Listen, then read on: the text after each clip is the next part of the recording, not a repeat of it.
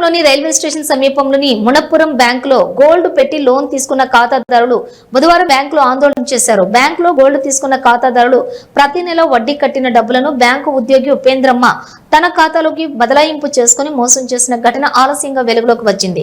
Bank ఉద్యోగి ఉపేంద్రమ్మ అసలు post sweeper కానీ బ్యాంకులో వడ్డీ కట్టించుకునే సీట్లో కూర్చొని ఖాతాదారుల డబ్బులను తన ఖాతాలో జమ చేసుకుని మోసం చేసింది.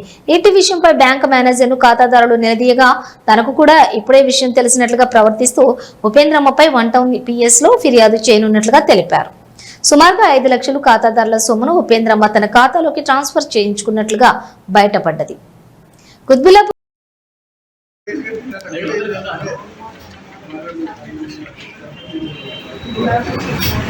మీరన్న మాట ప్రకారం నేను ఆగిన ఈరోజు 11 రమ్మన్నారు. వాళ్ళు ఏ నెంబర్ ఇచ్చినా మేము కొడతాం. ఫోన్ నుంచి కొట్టించాలి. 20,000 ఒకటి, 2,535 ఒకటి, 17,560, 17 తెల్లారి వచ్చేసి